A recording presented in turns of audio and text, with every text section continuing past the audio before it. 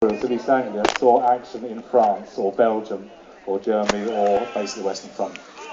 All the territorials, as I say, went and landed at Suvla Bay and took part of the Gallipoli campaign. After that, they went through Egypt, involved in Gaza, Palestine, all that part of the war, and never actually went to France. Whereas obviously the men in France had the difficulty of wet European weather, trenches. The poor old boys of the 54th East Anglian Territorial Division obviously had to put up with a lot of heat and disease. We equally lost as many men from heat and disease as we did fighting over there, unfortunately. The rifle the men are actually carrying is quite interesting. They're actually armed with what they call the Long Lee. The Long Lee is the Boer War rifle of the British Army. The territorials themselves had, as regarding weaponry at this time, had the regular army hand-me-downs. The regular army themselves have now moved on to the SMLE, which is a short magazine, the Enfield, and they've also got the new Vickers machine gun, whereas the territorials, as regarding infantry, were on the Long Lee rifle, which was to say the Boer War rifle used by the British Army, hence it's a little bit different. It's still 303, and it's still a Lee Enfield, it's just the earlier variant. As regarding machine guns, the battalion itself was using the Brass Jacket Maxim machine gun, again, which is the first machine gun in service with the infantry. We do have one as a battalion, but ours is not here with us today. Our particular one is an 1899 Maxim. You know, it's a considerably earlier weapon than the Vickers. The Vickers machine gun did catch us up, but not until about 1916. If you look on the front chest of some of these guys, you'll see a little tiny brooch, the same as what I'm wearing on my tunic as well. It's a little silver brooch, with a little crown above it. You could say that this brooch is responsible for the fact that these men went to war. In 1908, when the territorials were formed, they were called the Territorial Force because part of Haldane's reforms to make the territorials, they were designed to guard the home territories, hence the word territorial. The territorials were never planned to go abroad.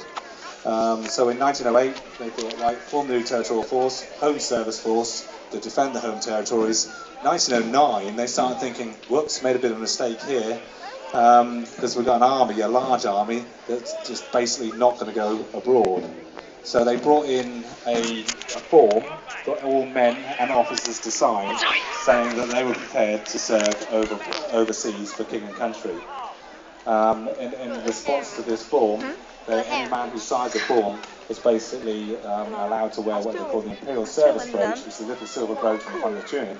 It's an indicator that territorial was prepared to serve abroad. So if you're looking through old black and white pictures of friends and family in service in the First World War, if they've got this little tiny silver brooch on their tunic, you will know they're territorial. So there we go, 5th of August 1915, poor old 5th Norfolks. Most of them had signed up for Imperial service, so when the call for war came, none of them had the option.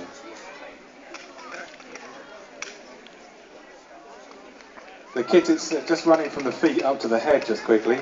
The khaki service dress had come into service of the British Army in about 1902. We'd already learnt through the Boer War that scarlet wasn't a particularly clever uniform.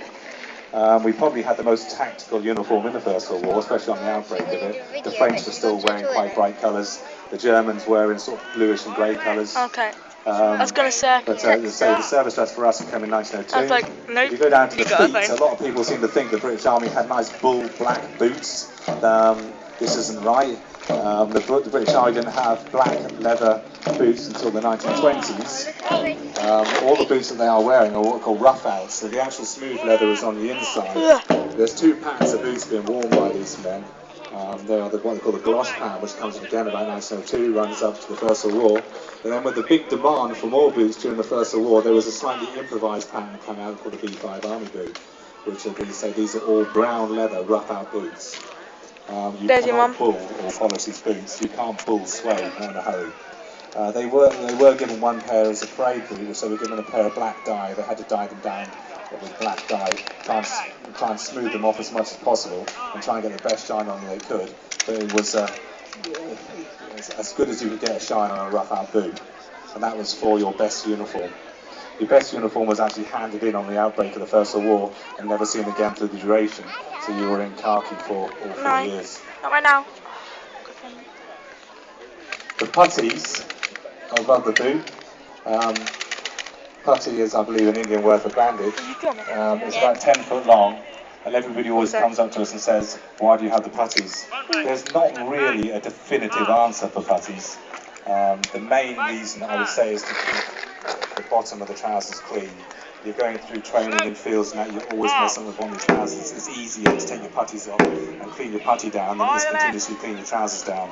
Plus, it just holds everything together and keeps you in a rather military fashion.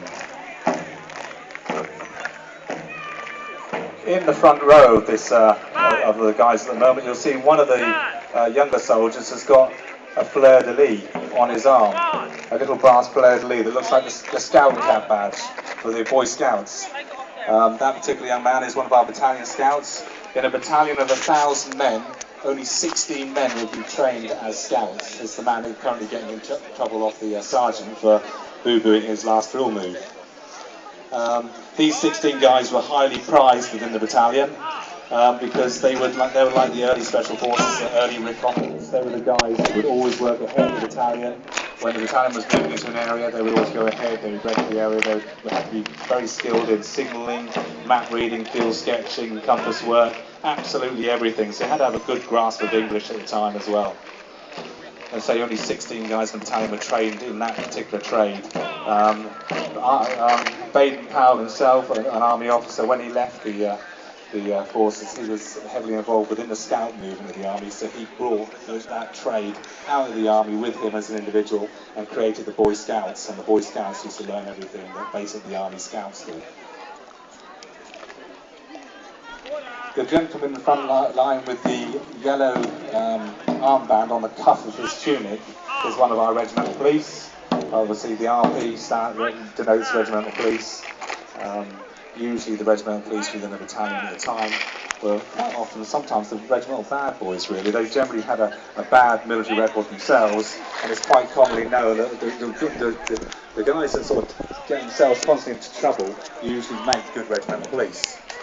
Most people who have served in the army will probably know that to be true. It was always the battalion bad lads that always end up being RPs, and they make good regimental police. I don't know why, it just seems to reform their character.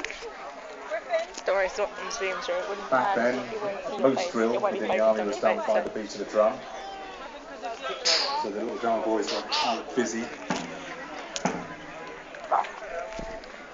Obviously the drummer boys, well not so much the drummer boys, but the senior drummers, the adult drummers and the adult musicians, in the case of going to war, their secondary role within the battalion, even then, would be regimental secretaries. Yeah, you're in the way. The foot drill, you're probably all looking for, hang on, this is a bit different to what we do. Because the First World War foot drill is very, very different. Foot drill in the army has changed about 4 or 5 times in the last 100 years. The Victorian foot drill, which was only some 15, 20 years prior to this, was completely different again. Victorian foot drill is very, very complicated, actually, very strange. First World War foot drill is actually very, very basic.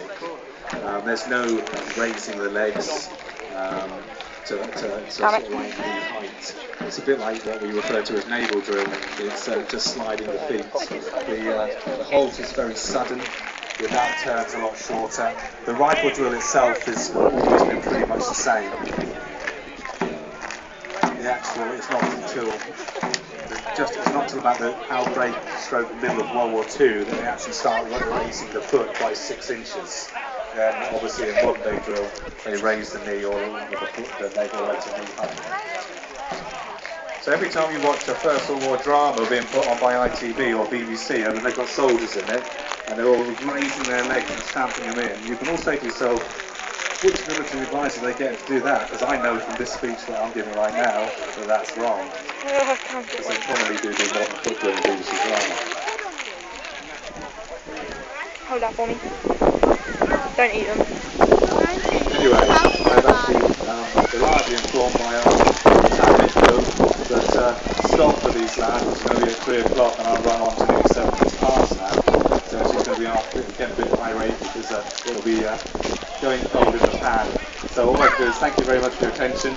I'm going to get the PSI to merchandise off, and again, thank you. Thanks. Woo! 10 minutes.